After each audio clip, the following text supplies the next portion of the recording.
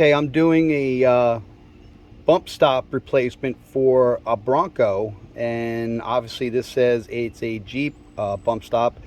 There's nobody out there that has the Bronco bump stops. So right now I measured my zero offset wheel and it was off by a couple inches, so I cut down the existing bump stops that come with the JLs. You can see them here. So all I had to do was cut them down by removing this much on the front here, and then all you have to do is cut out the back side of this so you can use existing hardware.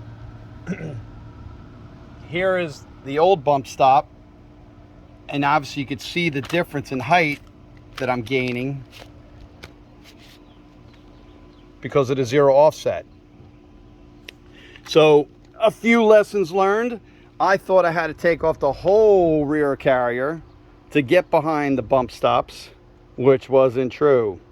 So the way these come out, it's almost like a drywall anchor. It's got a plastic screw that opens this up to sit inside the carrier of the bump stop. So this sits like this. The easiest way I found to do it, and I know I'm not showing you now, but let me get this back in here. What I did, I took a pry tool, plastic pry tool, because you don't want to scratch anything. I pulled this away and put a Phillips head screwdriver in here. As I backed this out, I put this in here and pressed on it, and when you get it far enough out, you're able to pull it out and pop it. So now putting in the new bump stop, you have to, and I gotta look for my screwdriver is, you want to have this back down a little bit, and then you can back it up by hand. You're gonna drop it down, and matter of fact, let me show you the other one. Here's the bump stop that come for the Jeeps. All you do is cut this off with a razor blade to get your hole.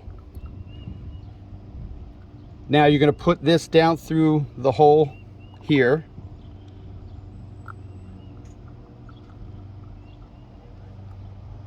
Okay, so that's flush. Again, you back this back out a little bit so you have room to push it back in.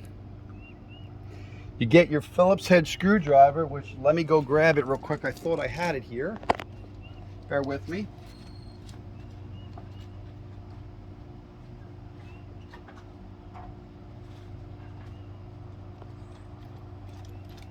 Okay, so you're gonna put this on your Phillips head here. You'll get it set, and you're gonna push it in. Let me actually back that out again, because you want to get the plug set. You want to get the plug in first. There it is, better. So you're gonna get the plug inside first, and then you're gonna push in on the Phillips head. And all you're doing is screwing it back in, open it back up, and your bump stop is back on just like it was on the factory. It was just a little loose, and the tire will sit up against it so you don't get that rocking motion. And that's it. Hope this helped. Again, it's the Quadratech spare tire that you got to cut down for your own measurements. The way I did it was I used a clothing